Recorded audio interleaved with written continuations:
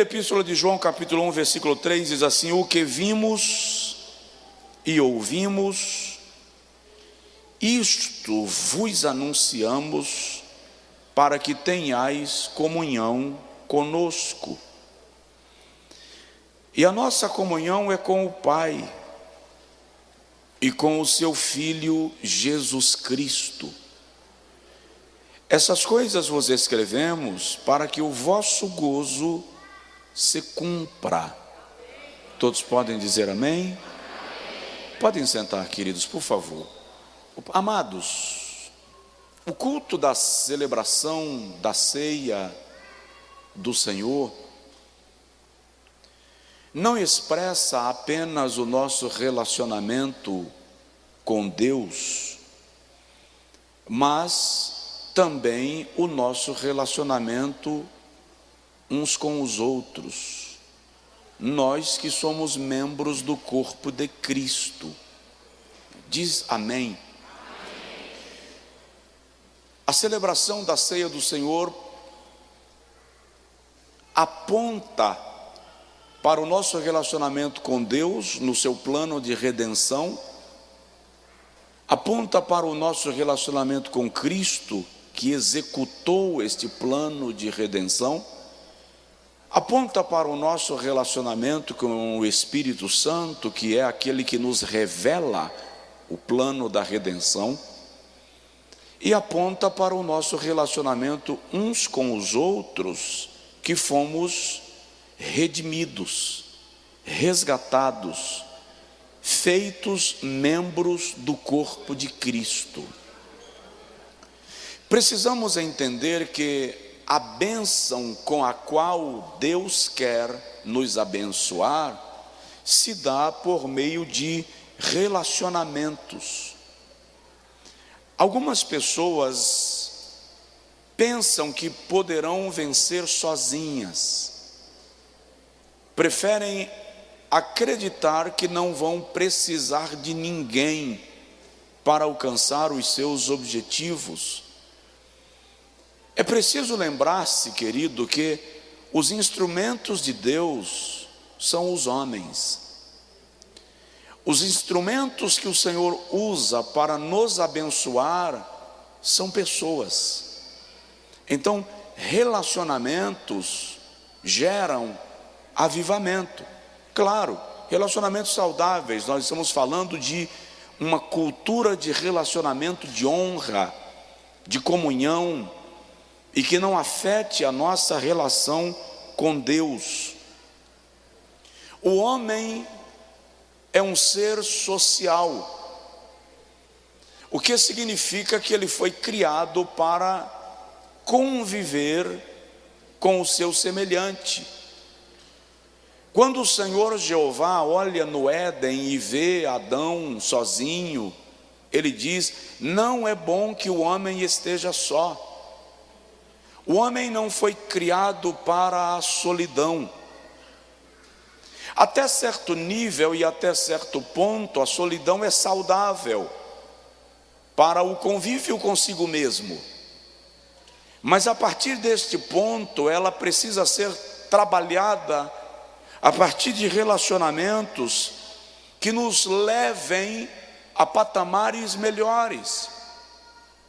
Exemplo: Jesus soube construir bons relacionamentos e utilizou-se deles para anunciar o reino de Deus.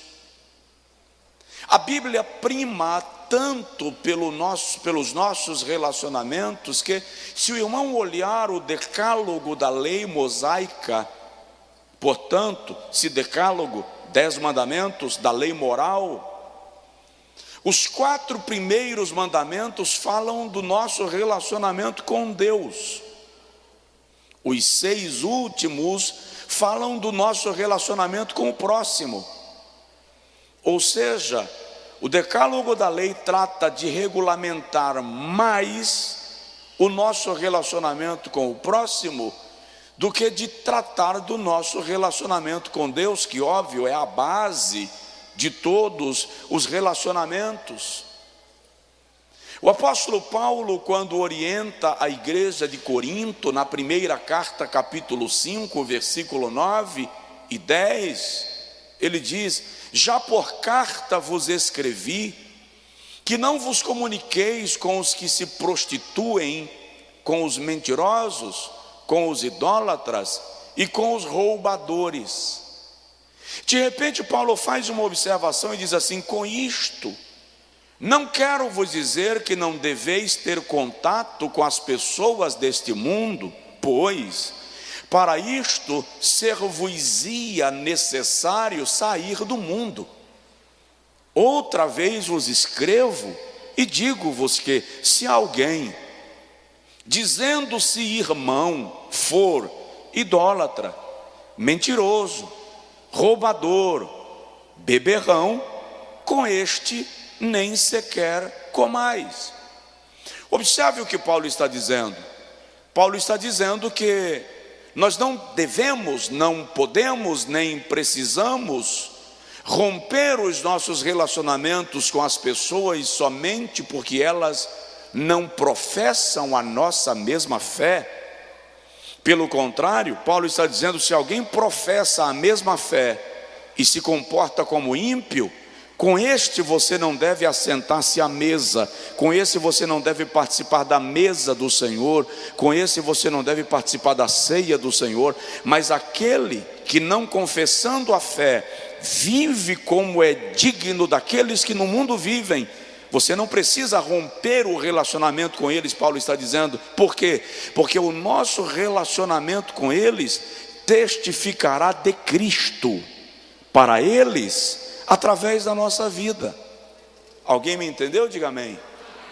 Então aquela ideia de não vou mais na casa da minha família depois que eu me entreguei ao Senhor, porque todo mundo é treva, é um conceito equivocado de vida cristã. O verdadeiro, genuíno e saudável relacionamento produz avivamento, gera oportunidade de evangelização e de testemunho de Cristo. Eu gostaria de falar algumas coisas rapidamente sobre relacionamentos, e quero começar falando sobre os 3 níveis dos relacionamentos. Os 3 níveis de relacionamentos. O primeiro nível é o nosso relacionamento com Deus. O nosso relacionamento com Deus é a base de todos os relacionamentos. Quem não se relaciona com Deus não valoriza as alianças, os pactos e a amizade. E é interessante observar que uma das coisas que nós precisamos tomar muito cuidado é para que o nosso relacionamento com Deus não seja o tipo do relacionamento de pedinte. Vamos explicar. É o tipo do relacionamento que só se aproxima porque precisa de alguma coisa. Esse perfil de relacionamento é superficial. É um relacionamento sem base, medíocre. Vou traduzir isto para você. Você vai me passar o seu número de telefone. E quando eu pegar o seu número de telefone, eu vou te ligar e vou te pedir R$2.000 emprestados.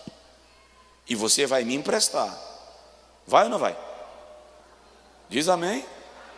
Tem gente até roendo a unha, com medo de eu pedir 2.000 emprestado amanhã. Eu vou pedir hoje. E eu pago. Eu vou pagar o dinheiro que você me emprestou. Mas eu não te ligo mais. Você não me vê. Tenta falar comigo e eu nunca respondo. Me manda mensagens e eu não dou respostas. Me liga e eu não atendo. Daqui a 3 meses eu ligo para você de novo e peço 4.000 emprestados. Pedi 2, paguei. Tenho crédito, posso pedir 4. E você acredita que eu vou pagar porque eu paguei na primeira vez e me empresta os 4.000. E eu pago novamente, mas desapareço outra vez. Você não me vê, não consegue falar comigo. Eu passei por você no shopping, virei o rosto, fingi que não te vi. Te encontrei na fila do banco, do supermercado e não te saudei. Fingi que não reconhecia, afinal de contas você estava usando máscara. E aí daqui a 6 meses eu ligo de novo. E agora eu quero 10 mil reais emprestados. Paguei 2, paguei 4, quero 10. Você ficou sem graça de me dizer não e me empresta os 10. E eu pago de novo. A próxima vez que eu te ligar e o meu telefone, o número aparecer na tela do teu telefone, o que você vai pensar de mim? Você vai pensar assim: está precisando de dinheiro de novo. Esse cara só me liga quando está precisando de socorro. Então lá vai uma pergunta: o que é que Deus pensa quando você ajoelha? Muitos de nós só ora quando está precisando pedir alguma coisa. Não aprendemos que vida de comunhão com Deus é relacionamento não baseado na necessidade, mas baseado na comunhão, baseado na aliança, baseado na intimidade. Eu e você precisamos entender que relacionamento com Deus é a base da nossa saúde espiritual, emocional e social. Quer ver um exemplo? Jó conhecia a santidade de Deus. Jó sabia que Deus é piedoso, é puro, é justo e não aceita o pecado. Mas o texto sagrado deixa a entender que a relação de Jó com Deus era baseada na preocupação que ele tinha com a sua casa, com os seus filhos. Você não encontra Jó edificando altares de adoração. Você encontra Jó edificando altares de confissão, para confessar os pecados dos meus filhos a Deus, para que, se porventura pecaram, o Senhor lhes perdoe.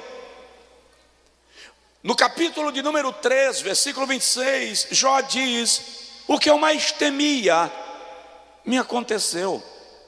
A relação de Jó com Deus era no intuito de que Deus poupasse a sua família.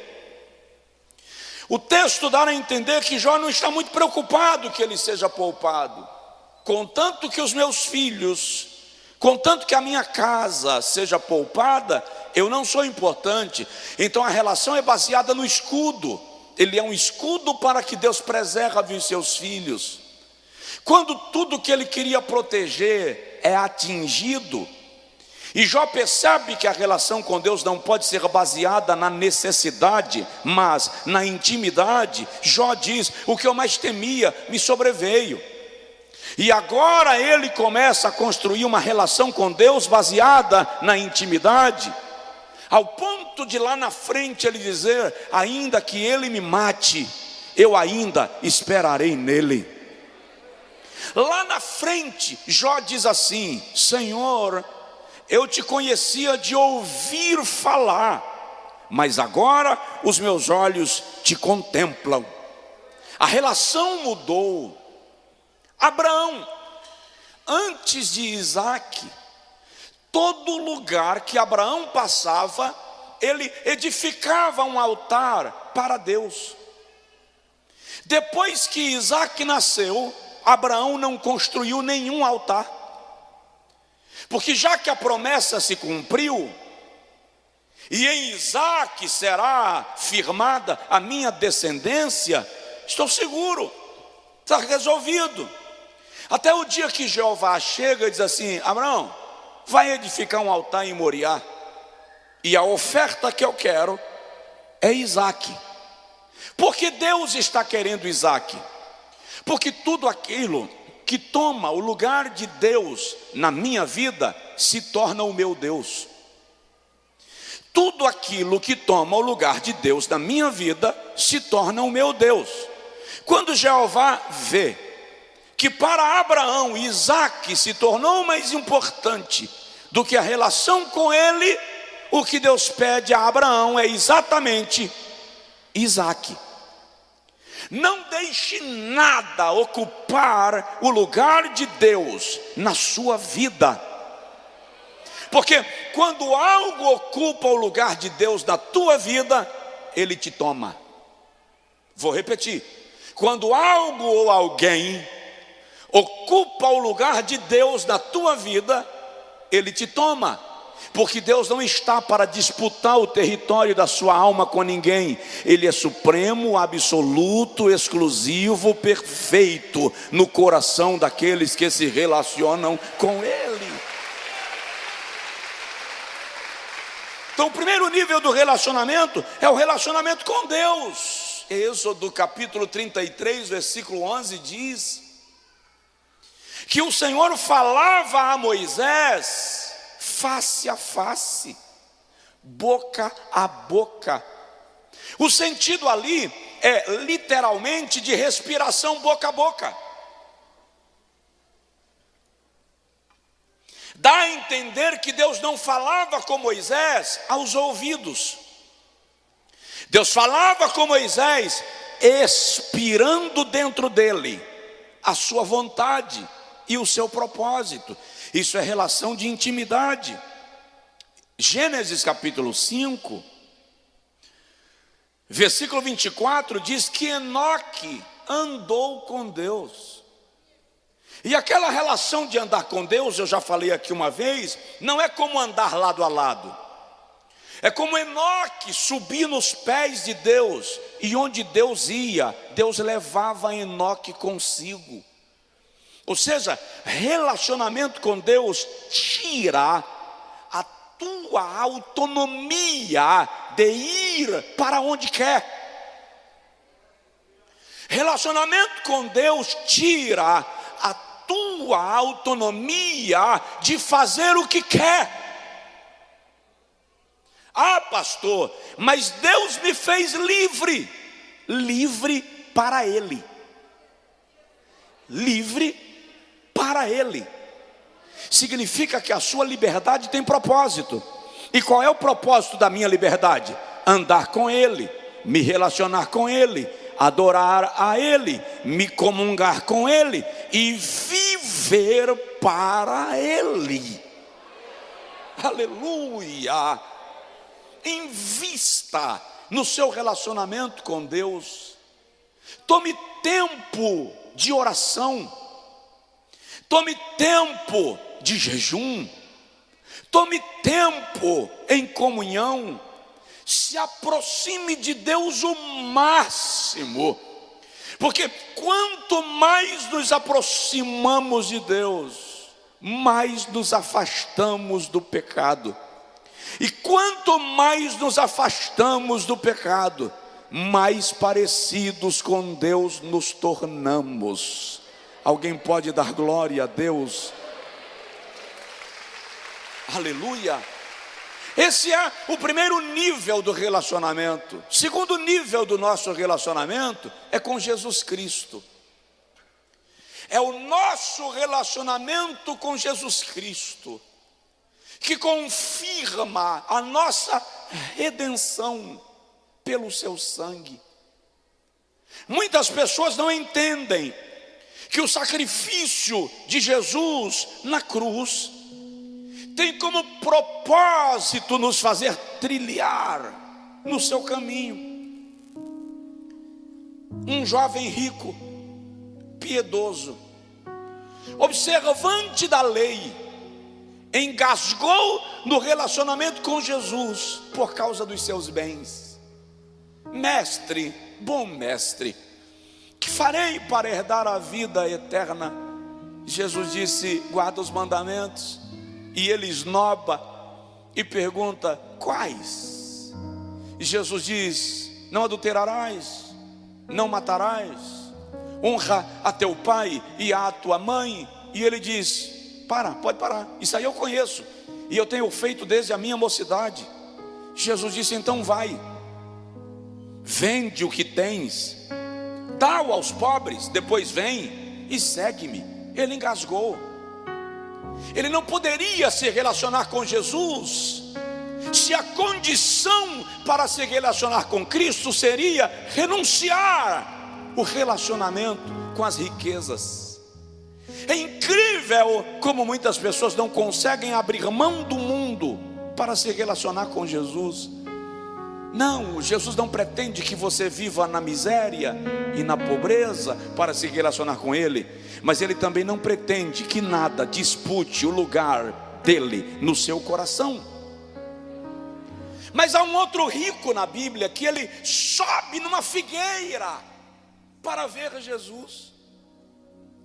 Ele está tão decidido a se relacionar com Cristo, nem que seja à distância, que ele sobe na figueira brava e espera Jesus passar. E o incrível, eu imagino a disparada do coração de Zaqueu quando ele ouve o barulho de que Jesus vai chegando, escondido entre as folhagens, e o povo conversando, e alguns dão glória, e Jesus vem passando. Aí quando Jesus passa debaixo da figueira, ele para. E quando ele para, ele olha para cima e diz: Zaqueu, desce rápido. Se é relação comigo que você quer, deixa eu te falar, hoje eu vou dormir na tua casa. Relacionamento com Cristo. Essa relação é tão importante, igreja amada, que em João capítulo 15, versículo 7, Jesus diz: se vós estiverdes em mim, e as minhas palavras estiverem em vós, pedireis tudo o que quiserdes, e vos será feito. Porque Jesus está dizendo isto? Porque relacionamento é o pilar do reino de Deus. Relacionamento é o fundamento do reino de Deus. Você lembra quando Jesus diz: buscai primeiro o reino de Deus e a sua justiça, e as demais coisas vos serão acrescentadas. Nós sempre usamos esse texto para falar de provisão, de provimento, mas ali o texto não está falando de provisão, não está falando de dinheiro, não está falando de comida, não está falando de roupa, está falando de relacionamento. É só ler o Sermão da Montanha. Jesus está nos ensinando que se nós nos relacionarmos com Deus, não teremos que nos preocupar com o que haveremos de comer ou com o que haveremos de vestir, porque o vosso Pai sabe de todas as vossas necessidades antes mesmo que o peçais. Se nós entendermos que o segredo da provisão de Deus, aleluia, se nós entendermos que o segredo do provimento de Deus é relacionamento, nós vamos parar de focar no que precisamos e começaremos a focar em intimidade com Ele, e Ele vai começar a nos suprir de maneira extraordinária, plena, absoluta, abundante, gloriosa, para a glória e a honra do seu nome. Relacionamento. Terceiro nível do relacionamento que quero falar, e a gente vai caminhando para concluir, é o relacionamento com o próximo. Relacionamento com o próximo é a expressão da natureza de Deus em mim. Quando Deus cria o homem, Deus cria o homem com a capacidade de se relacionar com Ele, porque Deus quer no universo uma criatura com quem Ele possa se comunicar. Por isso Ele cria o homem à sua imagem e semelhança. Não há nenhum ser criado de quem a Bíblia diga que o Senhor tenha dito: façamos a nossa imagem e semelhança. Então Deus cria o homem semelhante a Ele, porque Ele quer se relacionar com o homem. E quando ele cria o homem para se relacionar com ele, ele diz que vai criar alguém semelhante ao homem, para que o homem tenha com quem se relacionar. Então o Senhor nos cria com a capacidade de nos relacionarmos. Outro dia eu encontrei uma pessoa, eu saí da farmácia, era depois do culto, bateu na janela do meu carro e veio me pedir uma ajuda, uma esmola, alguma coisa assim. E ele tomou um susto, porque quando eu baixei o vidro, nós nos conhecemos, e eu e ele sabemos que ele não precisava estar ali. Quando ele tomou um susto, ele disse: ô pastor, finge que não me viu. Eu disse: não posso. Por que você está aqui? Sua família sabe que você está aqui. Ele disse: nem quero que saibam. Senhor, você não precisa disso, deixa eu conversar com a tua casa, o que é que está acontecendo? Ele disse: eu quero vencer sem precisar de ninguém. Eu desliguei o carro, desci do carro, coloquei a mão no ombro e disse para ele: presta atenção, não existe esse princípio de vencer sem precisar de ninguém. Todos nós precisamos não só de alguém, precisamos de alguns. Para ser gerado você precisou, para se desenvolver você precisou, para nascer você precisou, para permanecer vivo você precisou. Você só está aqui porque algumas pessoas foram harmoniosamente e providencialmente sincronizadas no plano de Deus para fazerem parte da sua vida, para que você chegasse até aqui hoje à noite. Então nós precisamos cultivar relacionamento com o próximo. Por quê? Porque a Bíblia diz que aqueles que conseguem trabalhar em equipe têm melhor resultado do seu trabalho. Eclesiastes 4,19 diz: é melhor serem dois do que um, porque se um cair, o outro levanta. Se um sentir frio, o outro aquece. E o trabalho de dois tem melhor pagamento do que o trabalho de um. E é interessante que Salomão diz assim: e o cordão de 3 dobras não se quebra. Eu ficava encafifado com isso, porque Salomão o tempo inteiro está falando de 2, e de repente ele aparece com o 3. De onde ele trouxe o terceiro? Melhor serem 2. Se um cair, o outro levanta. 2. Se um sente frio, o outro aquece. 2. O trabalho de 2 tem melhor rendimento do que o trabalho de 1. E o cordão de 3 dobras não se quebra.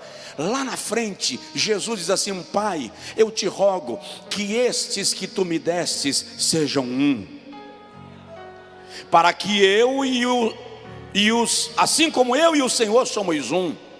Eu, uma pessoa, neles, 2 pessoas, e tu, terceira pessoa, em mim, para que o mundo creia que tu me enviaste. Quando o meu relacionamento com o próximo é baseado no meu relacionamento com Cristo, Deus faz parte desta unidade. Aí o cordão de 3 dobras não se quebra facilmente. Por isso, por esta razão, no texto que nós lemos, João diz assim: e a nossa comunhão, para que tenhais comunhão conosco, e a nossa comunhão é com o Pai e com o Filho. É o cordão de 3 dobras. Precisamos nos relacionar com o próximo, porque quem tem relacionamentos com o próximo tem ajuda na dificuldade. Provérbios capítulo 17, versículo de número 17 diz que para a hora da dificuldade nasce o amigo. Provérbios capítulo 18, versículo 24 diz: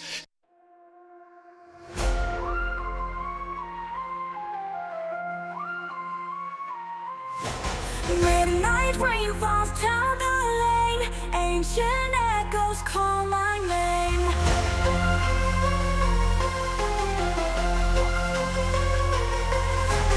Drums of thunder off the wall, echoes deep inside the hall.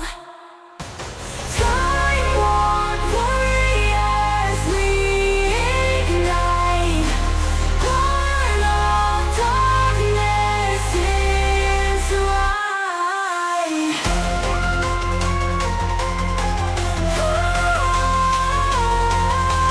Steel and fire in a race. Que o homem que tem muitos amigos pode alegrar-se, e há um amigo que é mais chegado do que o irmão. Invista em relacionamentos saudáveis. Biblicamente, o relacionamento com o próximo tem papel terapêutico, tanto do ponto de vista psicológico, quanto do ponto de vista espiritual. As pessoas me perguntam sempre: é preciso confessar o nosso pecado para alguém ou basta confessar para Deus?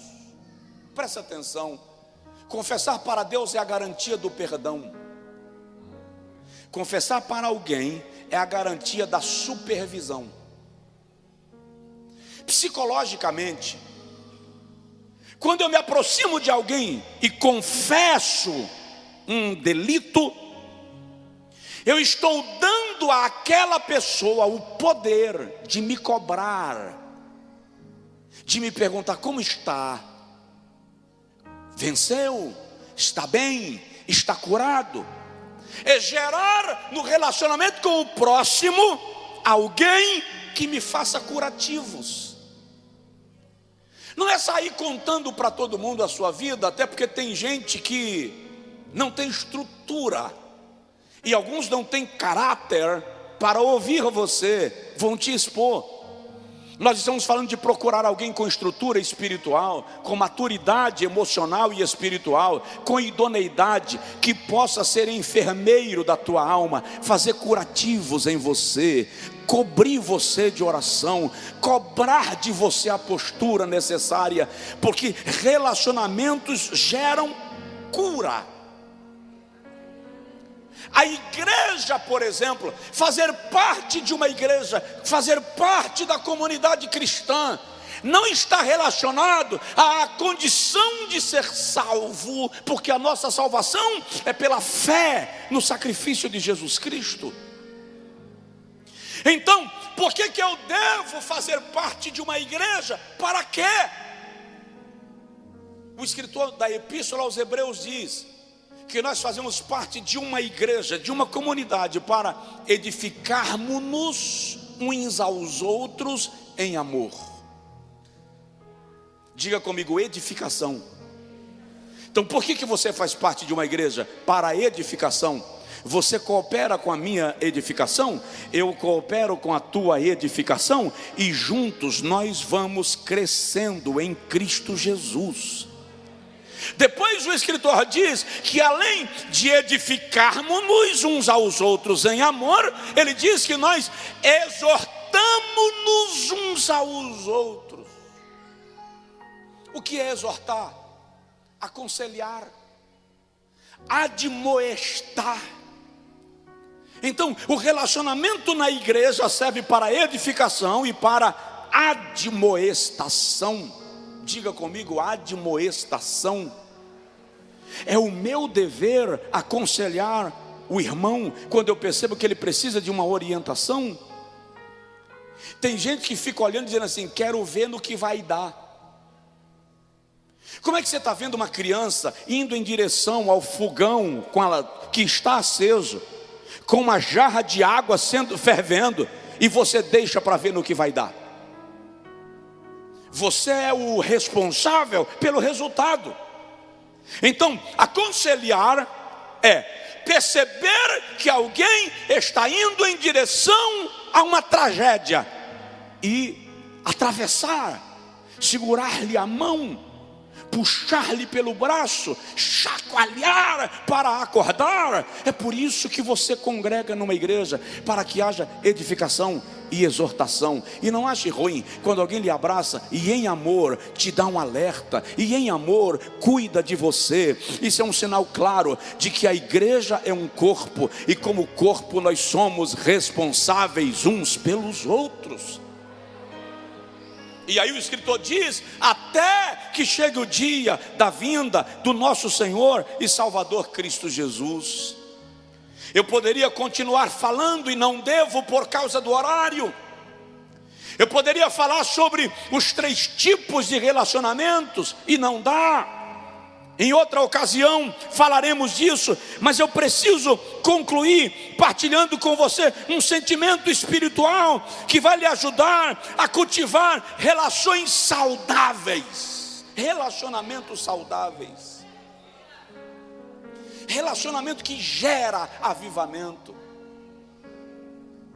E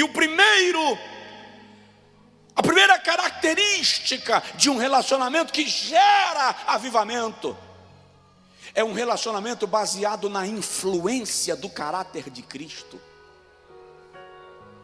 Não se relacione com pessoas que te influenciam para o mal. Se você não consegue, não tem firmeza em Cristo ainda, se você não tem maturidade em Cristo ainda para influenciar pelo caráter de Cristo, mantenha um nível de segurança e proteção para você mesmo.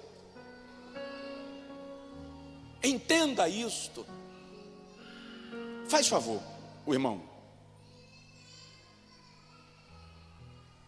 Não é revelação não, pode ficar tranquilo. Segura na minha mão. O que é mais fácil? Eu puxá-lo para subi-lo ou ele me puxar para descer? O que é mais fácil? Eu subi-lo ou ele me puxar? Claro que ele me descer é mais rápido. Obrigado.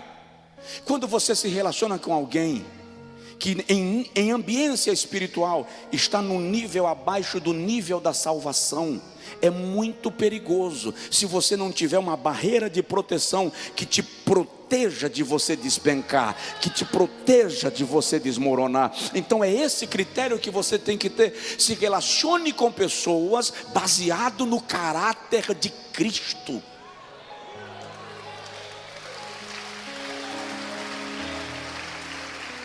Mateus capítulo 5, versículo 13 e 14 diz: vós sois o sal da terra, vós sois a luz do mundo. E se o sal perder o seu sabor, para nada presta. Ei, se os seus relacionamentos tiram de você a característica de igreja e colocam em você a característica de mundo, não são relacionamentos saudáveis.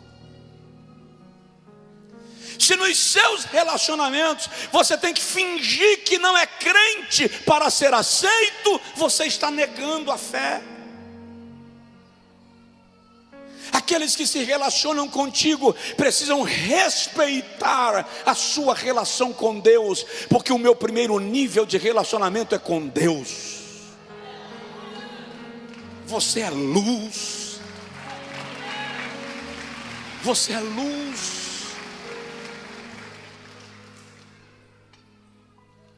Se eu sou luz, significa que eu fui chamado para influenciar.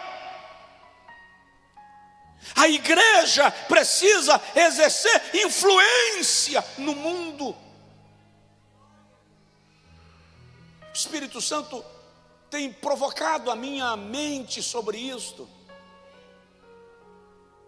Até que ponto nós influenciamos a nossa cidade, a sua história, a sua estrutura? Já é tempo de a igreja perceber que nós não somos um bando de alienados escondidos nas paredes para cantorias e sermões. Nós somos a geração eleita. Eu vou repetir: geração eleita. Alguém votou em você. Alguém votou em você na eternidade. somos a geração eleita, o sacerdócio real, o povo adquirido, para anunciar as maravilhas daquele que nos chamou das trevas para a sua maravilhosa luz. Se for possível, dá um toque de leve na pessoa do seu lado e diz para ele: você é especial, você foi escolhido, escolhida.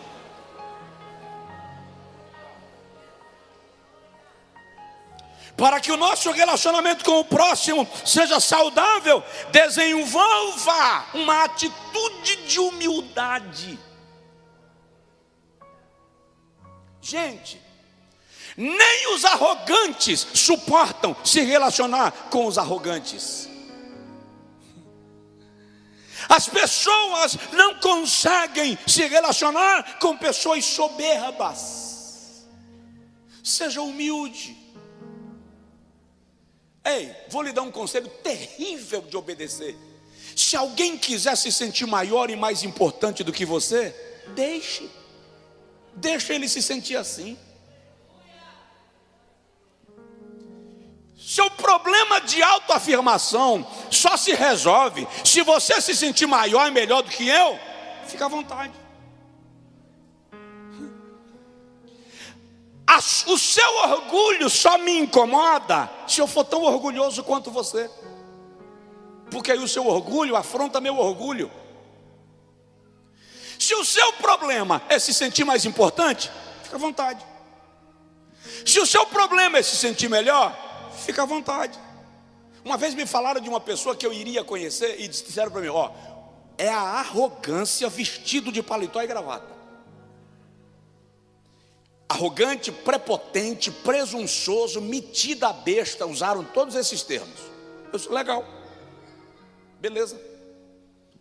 Quando eu me encontrei com a pessoa, eu tratei com o maior título que ele poderia receber: muito prazer lhe conhecer, sou seu servo, estou à sua disposição. Olha, te admiro desde... Você é extraordinário. Na verdade, eu entendo que você é o melhor do Brasil nisso aqui. Tem uns 20 anos. É meu amigo até hoje. Se o seu problema é se sentir melhor, fica à vontade. Se você quer relacionamentos que gera avivamento, não dispute território, não dispute importância, não dispute espaço, não dispute grandeza, apenas caminha, apenas avança. Jesus diz: se pleitearem contigo para tomar a tua túnica, dá a capa também. Se brigarem contigo para que andes 1 milha, vai 2. Se te derem um tapa na face, oferece a outra. Jesus está dizendo: dê mais do que te pedem, ofereça mais do que te cobram. Por quê? Porque o vosso galardão está nos céus.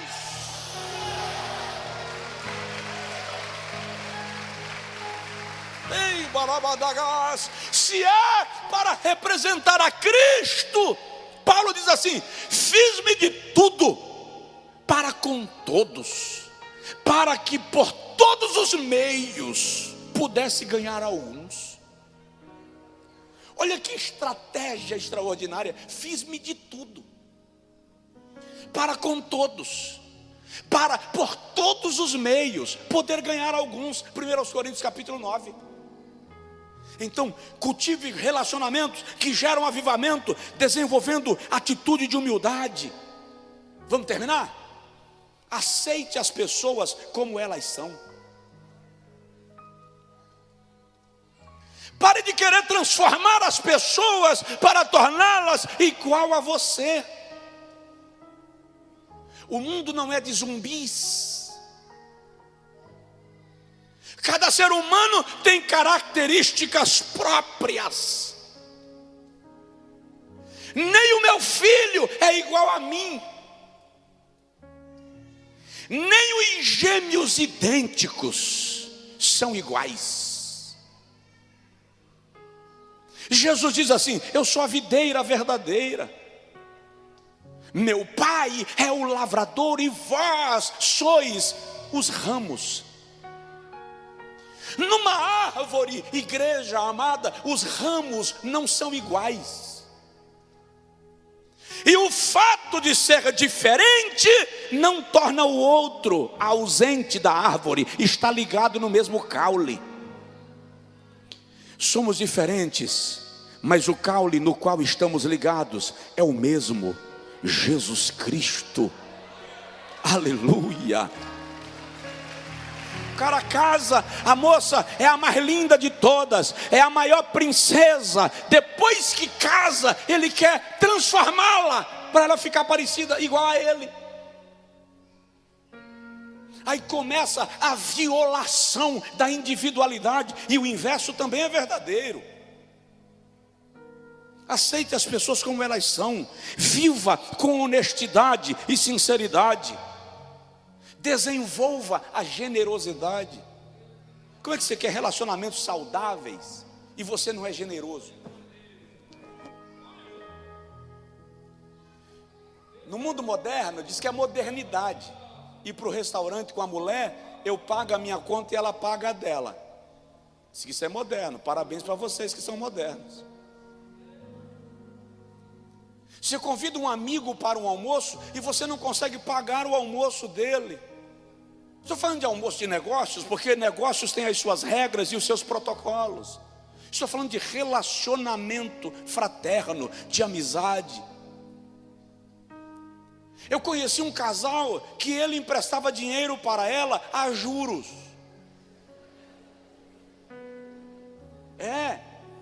E ela também emprestava para ele a juros. E detalhe, e tinha que pagar, porque era juro composto. Era juro sobre juro. Negócio de doido. Provoca a pessoa do seu lado e fala com ele assim: seja generoso. Não tenha problema de servir, não tenha problema de doar, não tenha problema de dar, não tenha problema de fazer um pouco mais, não tenha dificuldade de estender a mão. Seja bênção na vida de alguém, seja bênção na vida de alguém. Eu vou encerrar dizendo mais duas coisas, presta atenção. Você não é poço, você é rio.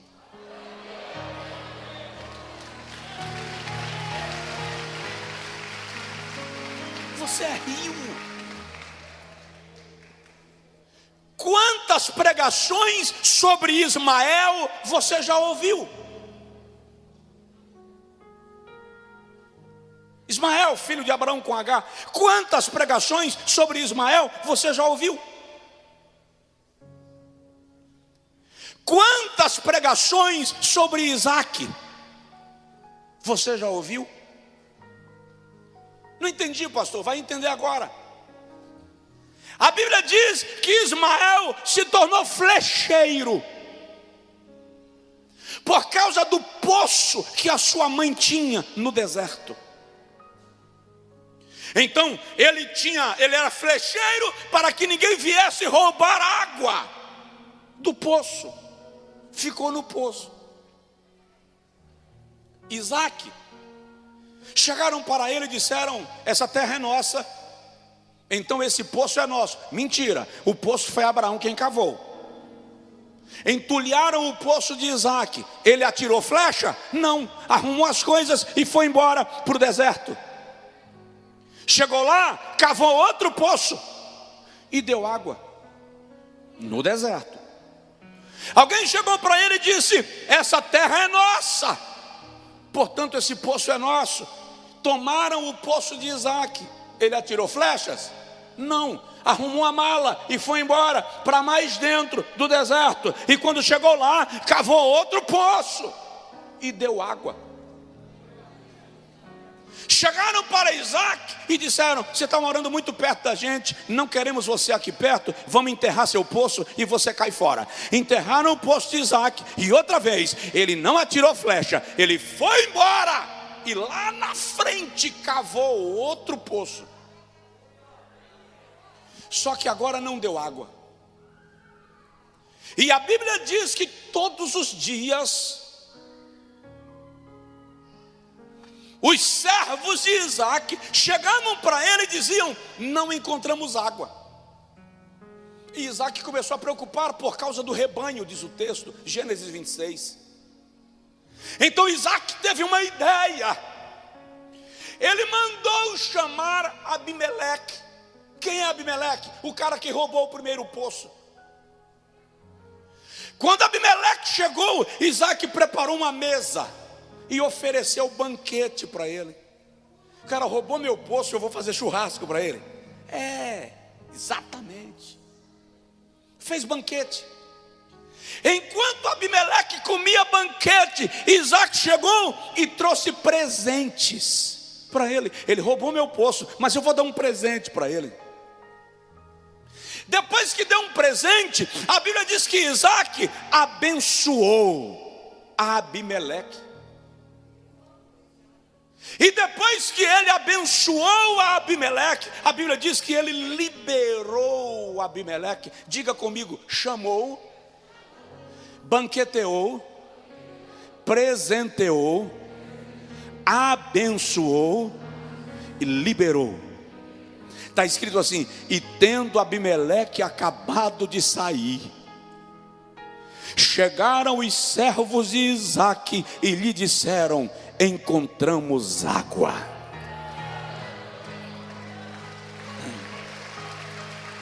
Mas tem mais uma notícia. Os camaradas dizem a Isaac: e não é água qualquer, são águas vivas.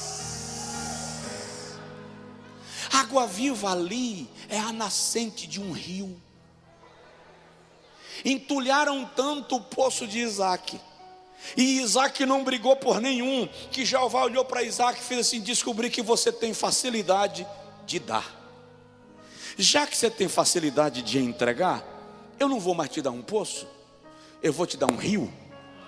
Porque o rio vai sair regando a terra dos outros. Só pode ter rio quem não tem dificuldade de regar a terra alheia. Só pode ter rio quem não tem dificuldade de tornar fértil o terreno dos outros. Eu venho declarar nesta noite, na autoridade de Jesus, que você não é poço, você é rio. Você é rio, você em casa, você é rio, você é rio. Só quem pode dar glória a Deus, só quem pode falar em línguas, só quem pode aplaudir ao Senhor, você é rio. Fica de pé, por favor, quem puder, em nome de Jesus. Quando nós entendemos que podemos ser bênção na vida dos outros, o avivamento começa. Nós pensamos que o avivamento está relacionado apenas a orar muito, a jejuar. Avivamento está relacionado a comunhão, convivência, compartilhamento. Você é rio. Fala comigo assim: Senhor, tira de mim a dificuldade de abençoar o outro. Às vezes a gente não quer, porque a gente fica assim meio que... Lembrei agora da mulher que está catando graveto para fazer o último bolo. E aí o profeta cai de paraquedas no quintal dela. E o profeta diz assim: me dá um pouco de água. Se ela soubesse quem era ele. Se tivesse rede social, profeta Elias profetizou que não vai ter chuva. Aí ele chega lá na casa da viúva de Sarepta. Ela ia olhar e dizer assim: está com sede? Não foi o senhor que disse que não era para chover mais? Me dá água. Ela disse assim, quando ela levanta para buscar água, ele diz assim: faz um bolo. Ela olha para ele e fala assim: você não entendeu? Não. Você é desse planeta? Eu estou catando o último graveto para fazer o último bolo com o resto de farinha que tem lá na panela, para que eu e meu filho comamos e morramos. Elias olha para ela e diz assim: faz um bolo primeiro para mim. Olha bem para mim, por favor. Quem faria esse bolo? Levanta a mão. Tem um ali que faria. O bolo que é do meu filho e que é meu, e eu vou comer o último para morrer, viver mais um dia e morrer amanhã. Chegou um estranho aqui em casa e disse: faz um bolo primeiro para mim. E eu vou lá e ela foi e fez. E eu fico imaginando o olho do menino, olhando para o bolo que era dele. Mais ou menos assim, lá se foi. De repente o profeta diz assim: levanta, vai, faz o teu bolo e o do teu filho. Como? O Deus a quem eu sirvo está te dizendo que a farinha da panela não acabará e o azeite da botija não secará, até que haja chuva sobre a terra.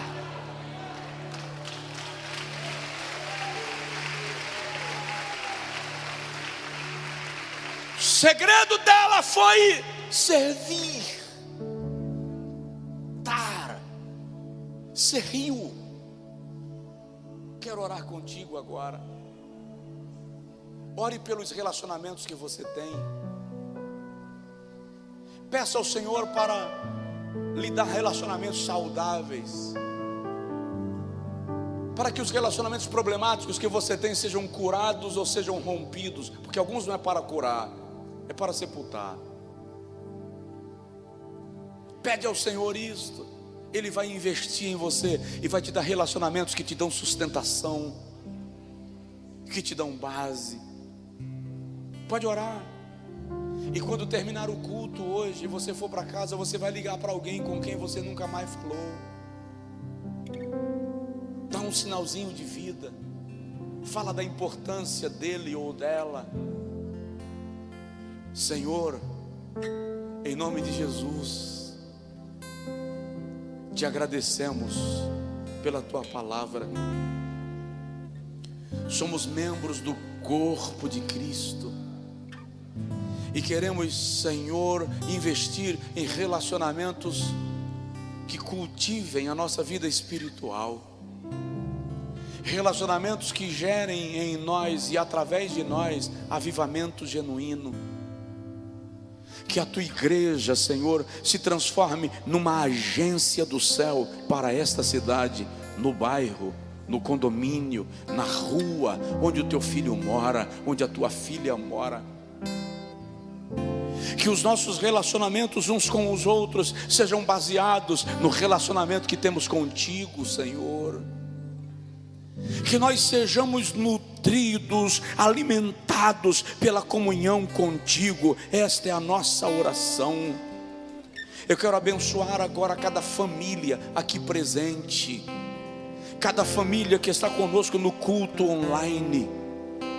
Onde há alguém agora invocando o teu nome, que o teu filho seja um instrumento de avivamento. Eu quero declarar agora avivamento na família, avivamento no casamento, avivamento no relacionamento com os filhos, avivamento na empresa, através do teu servo, através da tua serva. Eu quero declarar agora, Senhor, um avivamento poderoso na igreja, um avivamento poderoso através da igreja. Eu quero declarar um avivamento poderoso na cidade, que a glória do Senhor seja manifestada na vida deste homem e desta mulher. Eu quero declarar um avivamento que gera cura. O Espírito de Deus me diz que Ele está liberando agora cura. Em nome de Jesus, receba agora o toque do Jesus que cura. Se for possível, se você sentir que deve, se sentir direção de Deus para isso, coloque sua mão sobre o lugar onde está enfermo, ou coloque a sua mão sobre a sua cabeça, na autoridade da palavra. Na autoridade da palavra, eu declaro agora que haja cura, em nome de Jesus. Senhor, ministra cura instantânea agora, que o fogo da tua presença queime a enfermidade que está nesse corpo agora. Faz o teu filho, faz a tua filha, aqui no templo, em casa, faz ele sentir agora o calor, um fogo, uma ardência no lugar onde está enfermo. É o sinal do milagre acontecendo sobre a sua vida, pelo poder da palavra, pelo poder do nome de Jesus, debaixo do poder da oração. Receba agora o toque de Deus que gera milagre, o toque de Deus que gera cura, em nome de Jesus. Só quem crê dá um brado de glórias.